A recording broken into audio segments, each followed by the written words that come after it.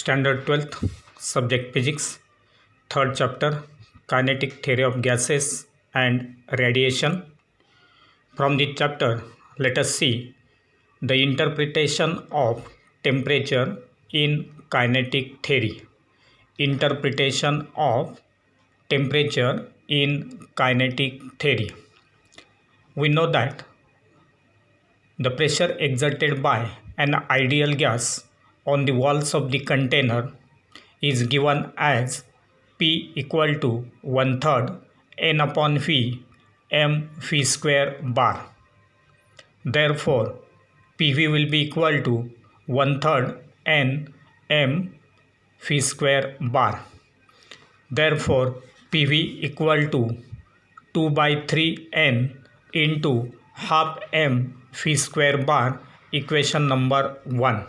So this equation gives the value of PV.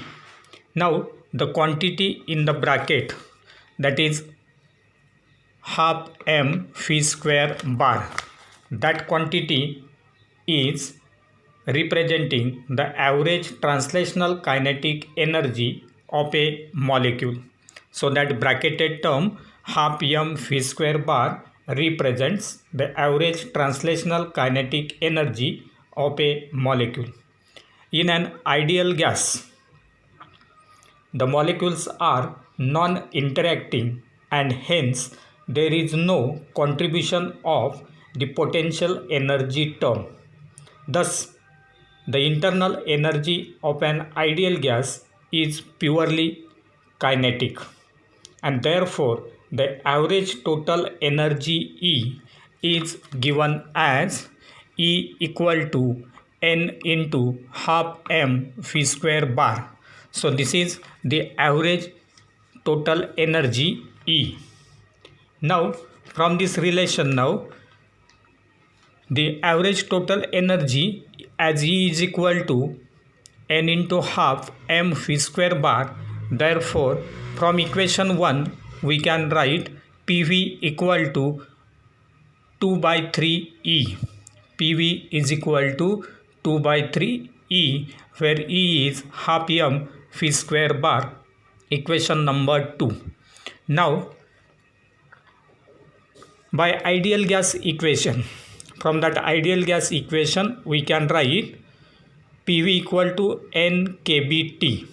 Now how this term N kBT comes? Because the ideal gas equation is PV equal to nRT, and therefore as PV equal to nRT, this N will be replaced by N by Na and R will be replaced by Na into Kb. Na will get cancelled, therefore we will get N kBT. So according to ideal gas equation, PV equal to N kBT, that is equal to 2/3 E, and therefore we can write E equal to 3/2 N kBT. E equal to 3/2 N kBT, or we can write E by N. E by N equal to 3/2 kBT. Now this equation number 3, it will represent that the average energy per molecule of the gas is proportional to the absolute temperature of the gas, as Kb as well as that factor 3/2 both are constant, and therefore the average energy per molecule of the gas is proportional to the absolute temperature of the gas. Now let us see the next point, that is law of equipartition of energy. Law of equipartition of energy. Now the kinetic energy of a single molecule is given by the equation, the kinetic energy of the single molecule, because that molecule will be having its velocity component along x, y and z axis, and therefore the kinetic energy is given as half m Vx square plus half m Vy square plus half m Vz square, that is sum of the kinetic energies along x, y and z directions. Now, if you consider this relation, then for a gas, instead of a single molecule, if you consider a gas, then for a gas at constant temperature, the average kinetic energy per molecule, will be given as kinetic energy equal to half m phi x square plus half m phi y square plus half m phi z square, equation number 2. So this will be the average kinetic energy of the whole gas. Then if you consider this relation, then from this relation we can say that as there is no preferred direction, any preferred or particular direction as x, y or z, the mean energy per molecule is given as 3/2 kBt. That is E by N, that is given as here E by N equal to 3/2 kBt. This energy is nothing but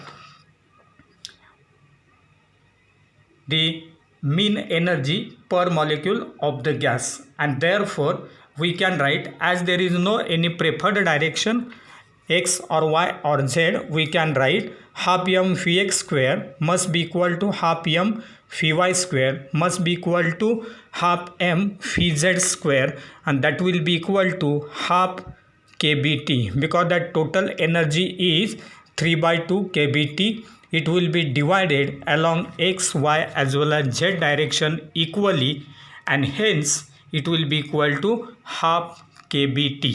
So all these three terms are having their value equal to half kBt, and therefore the mean energy associated with energy component for all these, every component of the energy of translational kinetic energy, which is quadratic in the velocity components, as v square is there, and therefore it is quadratic in velocity components in x, y and z directions, and which is equal to half kBt, and hence the total translational energy contribution of the molecule is 3/2 kBt.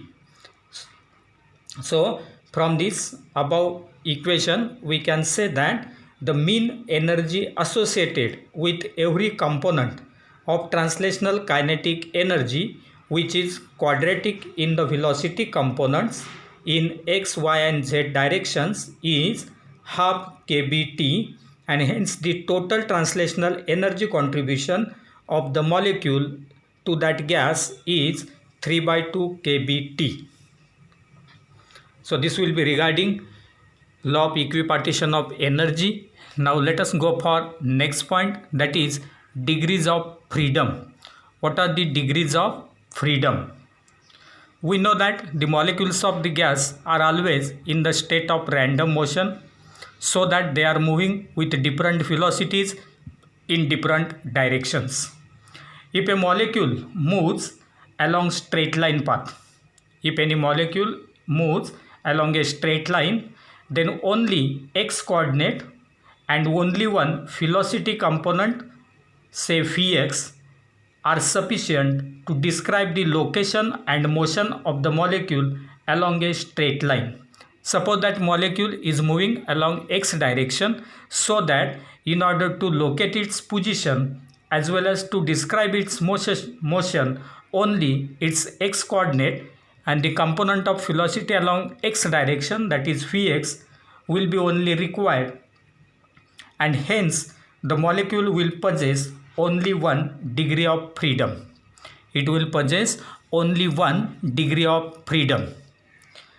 Second thing, if a molecule is moving in a plane, if there is a plane, so that its velocity components will be 2 along x direction suppose, and along y direction, and therefore if that molecule is moving in a plane, then only 2 coordinates x and y and the two components of velocity, that is Vx and Vy, are needed to describe the location and the motion of the molecule. Hence, the molecule will have 2 degrees of freedom. Similarly, in the third case, if that molecule is free to move anywhere in the space, then when that molecule is free to move in three-dimensional space, then the three coordinates, that is x, y and z, and the three components of its velocity Vx, Vy and Vz are required to describe its location and motion. Hence, such molecule will have 3 degrees of freedom, and therefore we can say that if any molecule is moving along a straight line, then it will possess only 1 degree of freedom. If any molecule is moving in a plane, that is in 2 dimensions, then it will possess 2 degrees of freedom. And if any molecule is moving in the space, that is in 3-dimensional, it will possess 3 degrees of freedom. And therefore, what is actually degree of freedom? How to define that degree of freedom? So, degrees of freedom of a system are defined as the total number of coordinates or independent quantities required to describe the position and configuration of the system completely. The degrees of freedom of a system are defined as the total number of coordinates or independent quantities required to describe the position and configuration of the system completely.